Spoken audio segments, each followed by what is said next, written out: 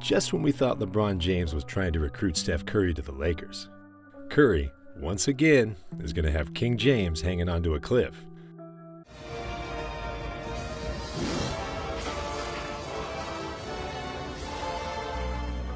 The happiest person in the world must be Skip Bayless, who is hands down the world's biggest LeBron James hater.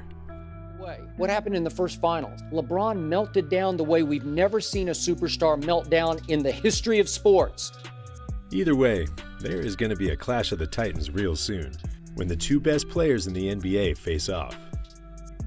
While both Curry's Warriors and LeBron's Lakers both have championship experience, the Golden State Warriors will shock news headlines when they beat the Lakers in the first round of the 2021 play-in tournament. As of today, the Lakers are the 7th seed and the Warriors are the 8th seed, so this matchup between the two superstars is going to depend on how the last regular season games wrap up. And speaking of superstars, it's no question that the Warriors will win this match, depending on how hot Steph Curry is. The bad news for the Lakers is that, as of late, Steph Curry has been as hot as he's ever been in his career. I mean, in that game against OKC, after learning about Bradley Beal's 50-point game, Curry literally said, "Hold my beer," and went off for 24 points in the first quarter, and finished the game with 49 points in 3 quarters. Stephen Curry literally said to Bradley Beal, "Anything you can do, I can do better." In the month of April, the chef went on to average 37.3 points, 6.1 rebounds, and 4.6 assists in 15 games, while shooting 51.8% from the field, 46.6% from beyond the arc, and 90.8% from the free throw line. Wow! In other words, Steph Curry is scorching hot. And the Lakers have to be worried about this, because you cannot stop Steph. The man is dangerous off the dribble, and is arguably just as dangerous when he doesn't have the ball in his hands, because he doesn't stop moving. Most players have a sweet spot on the court, where they shoot better, but Steph shoots it just as good from the logo. If Steph gets hot in this game between the two, then the Lakers are going to have to come together and face either the Memphis Grizzlies or the Spurs to keep their playoff season alive. Speaking of together, how together are the Lakers? At the beginning of the season, LeBron and his Lakers were playing like champions, but as of late, there are some big concerns hovering over Laker Nation. First off, their two superstars in Anthony Davis and LeBron James have been sidelined with injuries that kept them out of way too many games. Anthony Davis missed over half the season, and LeBron James is missing a big chunk of games late in the season. And as a result, the other players have constantly been having their roles adjusted due to lineup changes. To add some gas to that fire, Dennis Schrader, the Lakers' starting point guard, has been out recently due to COVID protocols, and even rejected a contract extension with the Lakers, which is sending the wrong signals to the rest of the team. Then, to make matters worse, the Lakers thought adding Andre Drummond to the mix was going to make him better. But according to Skip Bayless, the big penguin just clogs up the lane and is going to make things difficult for the purple and gold. Get your butt on the block. Get your butt on the block when there's a bigger butt already taking up the block belonging to the big penguin. The Warriors, on the other hand, have been playing and improving upon their rotation for the past month or so, and have made lots of improvements along the way. Steve Kerr seems to have figured out what the rotation is going to look like come playoffs, and the Warriors' spirits seem to be higher than they've ever been this season. On the other hand, I don't think the same thing can be said about the Lakers.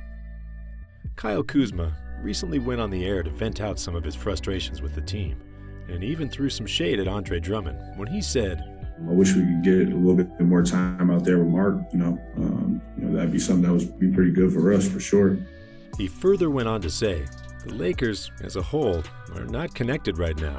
We're just not together as a whole team, staff, everything." That must be really concerning to Laker Nation, especially with the play-in starting in about a week. When Kyle Kuzma said what he said, the first thing that came to my mind was the 2020 Clippers, when Montrell said to the reporters, "We're not a great team." That's, I think, one thing that y'all need to get out y'all minds. We're not a great team. No matter the talent you have, basketball is a team sport that requires good chemistry, which doesn't appear to be there for the Lakers, based on their recent struggles. Speaking of struggles, the King himself is struggling. After that rugby tackle by Solomon Hill, LeBron just didn't seem like his old self in the 2 games against the Kings and the Raptors, when they got blown out in games they should have definitely won. Just like how the Warriors will go as far as Steph Curry will bring them, the Lakers will go as far as LeBron will take them. And with that play-in tournament just about a week away, the all-important question surrounding Laker Nation is, just how healthy is LeBron James? Well, let's listen to the King himself. Is having an urgency to get back and play. Getting back to 100%, it's impossible. I don't think I will ever get back to 100% in my career. Steph Curry has been playing lights out and is now widely considered to be the best player in the NBA. So if LeBron James isn't anywhere close to 100%, Steph Curry and the Warriors should be able to mop the floor with the Lakers. Speaking of mopping the floor, Andrew Wiggins and Draymond Green have taken out their mops of late. Andrew Wiggins has been playing like a true number 2 option. He's been aggressive as of late and has been playing with that Mamba mentality, forcing his way to the rim and finishing with an aggression that I've never seen in him before. There's the better ball movement and Wiggins hammering that. Coincidentally, Draymond Green has also been playing with more aggression as of late. He's been looking for his own shot, and it's been paying off dividends for the Warriors. As this time Green down the lane, lays it up and in. The 2 co-stars of this 2021 Warriors team have both been playing with a sense of urgency in the latter stages of this season, and it's helped the Warriors have an edge over opposing teams. Speaking of edge, another reason why the Warriors will beat the Lakers in the play-in tournament is because Steph Curry and Draymond have a mental edge over LeBron. I'm not saying that LeBron is weak-minded. No, he's one of the strongest mentally out of all the current players. But when you lose 3 of 4 finals to a certain team, no matter how good you are, you're going to have the jitters. You're going to feel that you have to have the perfect game to win. And that is going to cause you to be perhaps a bit more stiff than normal. Then, when Steph starts dropping 30-foot bombs, all those nightmares of the finals are going to return for LeBron James. For Cleveland, ahead to Curry. Curry sets, fires, puts it up. Bang! Steph Curry! Those 30-foot off-the-dribble, in-your-face bombs that Steph Curry drops, will activate all those long-forgotten neurons LeBron has deep in the recesses of his mind.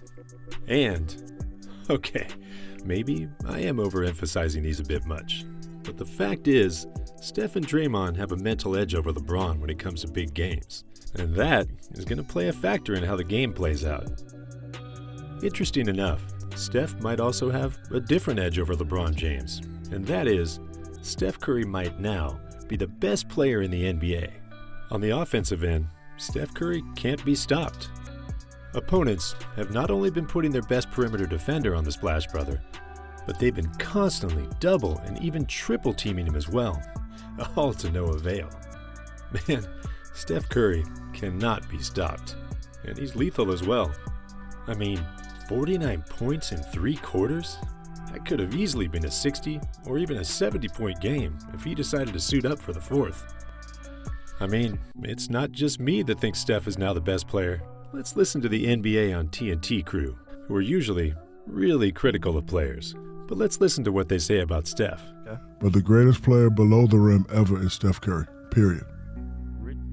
On another note here, guys, it's crazy how the defending champions, the Los Angeles Lakers, a team that was the clear favorite at the beginning of the season, are now clinging onto the play-in tournament just to get a playoff berth. It's also crazy how the Golden State Warriors, without Klay Thompson, are going to have a great shot of bringing the defending champions to the edge of missing the postseason. In fact, if the Warriors just make a few adjustments, they'll even have a good chance of winning the 2021 championship. And that brings me to my next point. Click this video if you want to see how exactly the Warriors can win the 2021 NBA championship. There are literally just a handful of things the Warriors have to adjust before becoming truly elite this season. And I cover all of that in this video. So just click it, watch it, and enjoy it. Thanks for watching, guys. Until next time, peace.